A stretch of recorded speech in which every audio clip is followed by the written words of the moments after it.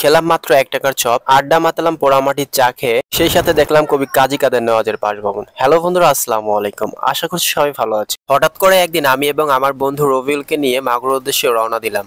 আর যেতে যেতে উপভোগ করছিলাম মনোরম প্রাকৃতিক দৃশ্যগুলো। আর হ্যাঁ বন্ধুরা, আমরা টিকারবিলা থেকে মাগুরার উদ্দেশ্যে রওনা দিয়েছিলাম। তো বন্ধুরা, আজকে আপনারা উপভোগ করতে যাচ্ছেন টিকারবিলা থেকে মাগুরা যাতায়াতের সময় যে সমস্ত প্রাকৃতিক দৃশ্য এবং দর্শনীয় স্থানগুলো আছে। আজকের এই ছোট ব্লগটিতে আপনাদের পুরো বিষয়গুলো দেখাতে চলেছি। অবশ্যই ভিডিওটি সম্পূর্ণ দেখবেন। মাগুরায় যাওয়ার সময় ভাবছিলাম যে ভাইরাল চা খাবো, কিন্তু আমতল যেয়ে দেখি চায়ের দোকানটা বন্ধ আছে। সেই সাথে মুসলমানদের ধর্মীয় উৎসব ঈদুল আজহার জন্য গার্মেন্টসটাও বন্ধ আছে। আমরা জানি যে আমতল গার্মেন্টস শত শত হাজার হাজার লোকের কর্মসংস্থান তৈরি করে দিয়েছেন। সেই সাথে চলে গেলাম আমরা কবি কাজী কাদের নওয়াজের বাসভবনে। ওইখানে গিয়ে নামলাম এবং ওইখানে গিয়ে কিছু ফটোশ্যুট করলাম। মাগুরা শ্রীপুরের মাটির বুকে কবি কাজী কাদের নওয়াজের সেই বিখ্যাত বাসভবনটি এখনো দাঁড়িয়ে আছে, যে ভবনটি দেখলেই মনে পড়ে যায় কবি কাজী কাদের নওয়াজের কথা। হ্যাঁ, তিনি কিন্তু মাগুরার জন্য এবং দেশের জন্য অনেক বড় অবদান রেখে গিয়েছেন। যদিও বা এই বাসভবনটি অনেক পুরাতন, তারপরেও দেখতে অনেক সুন্দর লাগে। আগেকার যে ইটগুলো ছিল, পুরাতন ইট দিয়ে সুন্দর করে বাসভবনটি গড়ে তোলা হয়েছে এবং ছাদ হিসাবে ব্যবহার করা হয়েছে মজবুত লোহা এবং কাঠ। সেই সাথে বালু, সিমেন্ট, ইট, রড এগুলো তো আছেই। বাসভবনটির পূর্ব দিকের এক কর্নারে আছে একটি লাইব্রেরি, যে লাইব্রেরিতে কবি কাজী কাদের নওয়াজের সমস্ত বইগুলো সংরক্ষণ করা আছে। একটু ঘোরাঘুরি শেষে আমরা বের হলাম এবং পৌঁছে গেলাম মাগুরার উদ্দেশ্যে। হ্যাঁ বন্ধুরা, এটা ভাইনার মোড়।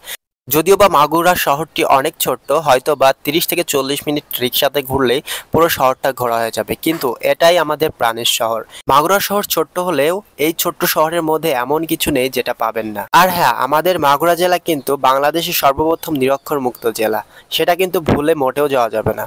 স্ক্রিনের উপর যে ঘড়িগুলো দেখতে পাচ্ছেন, আমরা ঘড়ি কেনার জন্য গিয়েছিলাম মাগুরা শহরের মধ্যে। তো যাই হোক, শুধু এখানে যে ঘড়ি না, সানগ্লাস সহ আরও অনেক কিছুই ক্রয় করেছিলাম, যেগুলো আপনারা ভিডিওতে দেখতে পারবেন। এই সানগ্লাসটা কেমন হয়েছে আপনারা অবশ্যই জানাবেন। এটা আমার বন্ধু রবিউল ক্রয় করেছে, তো আমি কি নিলাম? হ্যাঁ, আমি এই ঘড়িটা নিয়েছি। এই ঘড়িটা পারচেস করার আমার কোনো ইচ্ছাই ছিল না, কারণ আমার একটা ওয়াচ ছিল, তারপর এখানে গিয়ে পছন্দ হয়ে গিয়েছিল, যার জন্য new Tarun optical and watch থেকে আমি এই ঘড়িটা পারচেস করি। তারপর মাগুরা থেকে বের হয়ে যায়। বের হয়ে যাওয়ার পরে আমরা চলে আসলাম সিঙ্গাড়া এবং চপ খাওয়ার জন্য। আমরা বর্তমানে যেখানে উপস্থিত হয়েছি এটা হচ্ছে গাংনালিয়া বাজার। আর এই গাংনালিয়া বাজারে বিখ্যাত সেই 1 টাকার চপ এবং 2 টাকার সিঙ্গাড়া পাওয়া যায়। হ্যাঁ বন্ধুরা, এই সময়ে এসে মাত্র 1 টাকায় চপ, 2 টাকায় সিঙ্গাড়া, বিষয়টা অবাক হলেও সত্য। আপনারা চলে আসতে পারেন কম দামে এই সুস্বাদু 1 টাকার চপ এবং 2 টাকার সিঙ্গাড়া খাওয়ার জন্য। আমরা 1 টাকার চপ এবং 2 টাকার সিঙ্গাড়া খাওয়ার পাশাপাশি আরও নিয়েছিলাম নিমকি এবং পেঁয়াজু বড়া। যাই হোক, অনেক জায়গায় যে পেঁয়াজু বড়াতে পেঁয়াজ থাকে না, কিন্তু এইখানে না, অনেক পেঁয়াজ ছিল। যাই হোক, আমরা পর্বতে চলে আসলাম পোড়ামাটির চায়ের আড্ডায়। আর যে এখানে ভাইরাল চা, আপনারা ইতিমধ্যে অনেক ভিডিওতে দেখেছেন যে মাগুরা শ্রীপুরের মধ্যে আমতল বাজার থেকে কিছুটা পূর্ব দিকে এই চায়ের দোকান। তো যাই হোক, এইটা কিন্তু ভাইরাল একটা চায়ের দোকান। অবশেষে আমরা এই ভাইরাল চায়ের দোকানেও চলে আসছি চা খাওয়ার জন্য।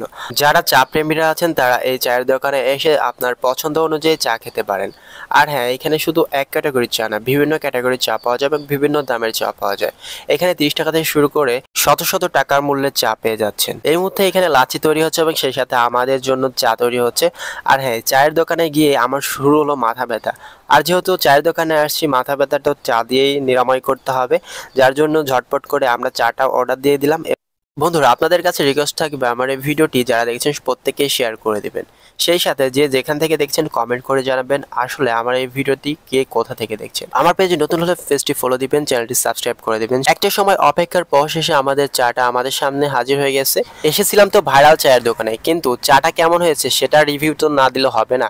তো যাই হোক, যেহেতু আমরা দোকান খোলার সাথে সাথে চায়ের আড্ডাতে উপস্থিত হয়েছিলাম, তারপরেও ভাইয়াটা আমাদের চমৎকারভাবে চাটা উপস্থাপন করেছিল। চা খেয়ে আমরা বের হয়ে গেলাম এবং আমাদের বাসার উদ্দেশ্যে রওনা দেওয়া শুরু করলাম। যাক, ভিডিওটি সবাই লাইক, কমেন্ট, শেয়ার করে দিবেন। ধন্যবাদ।